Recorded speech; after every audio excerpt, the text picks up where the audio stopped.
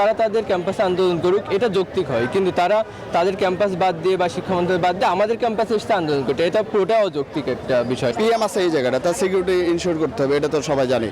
ওনারা হঠাৎ করে এদিক দিয়ে আসবে, আর এখানে তো শিক্ষামন্ত্রী না যে তার কাছে দাবিটা করবে। প্রবল বৃষ্টি আর জলাবদ্ধতার মধ্যে এইচএসসি পরীক্ষা নেওয়ার প্রতিবাদে রাজধানীর সায়েন্স ল্যাব, উত্তরা সহ বিভিন্ন জায়গায় সড়ক অবরোধ করে বিক্ষোভ করেছে শিক্ষার্থীরা।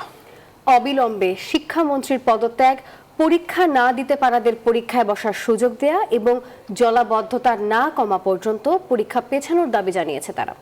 সড়ক অবরোধের কারণে রাজধানীর বিভিন্ন এলাকায় দেখা দিয়েছে তীব্র যানজট।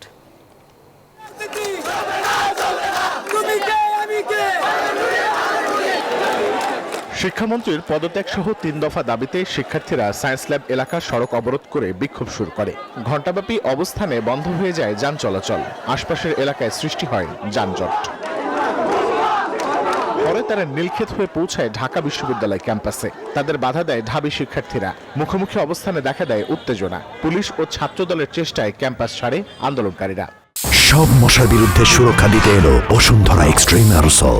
মশার বিরুদ্ধে এক্সট্রিম সুরক্ষা। তারা তাদের ক্যাম্পাসে আন্দোলন করুক, এটা যৌক্তিক হয়। কিন্তু তারা তাদের ক্যাম্পাস বাদ দিয়ে বা শিক্ষা মন্ত্রণালয় বাদ দিয়ে আমাদের ক্যাম্পাসে এসে আন্দোলন করতে, এটা পুরোটাও অযৌক্তিক একটা বিষয়। পিএম আছে এই জায়গাটা, তার সিকিউরিটি ইনশিওর করতে হবে, এটা তো সবাই জানে। ওনারা হঠাৎ করে এদিক দিয়ে আসবে, আর এখানে তো শিক্ষামন্ত্রী না যে তার কাছে দাবিটা করবে। ছাত্ররা তারা বুঝে তাদের বক্তব্যটা এখানে পেশ করে তারা চলে যায়। এরপর শিক্ষার্থীরা জড়ো হয় ঢাকা শিক্ষা বোর্ডের সামনে। সেখানে শিক্ষামন্ত্রীকে পদত্যাগের আলটিমেটাম দেওয়া হয়। এক দফা এক দাবি শিক্ষামন্ত্রীর পদত্যাগ এবং পরীক্ষা স্থগিত করতে হবে এই অস্থিতিশীল অবস্থায়। আমরা লং মার্চ রাখবো, জুলাইতে যেভাবে ডেকেছি এভাবেও রাখবো। এই স্টুডেন্টের সাথে আইসা এখানে রাজনীতি খেলা খেলতেছে 2 দিন পরে পরে, এগুলো কি আমাদের দায়?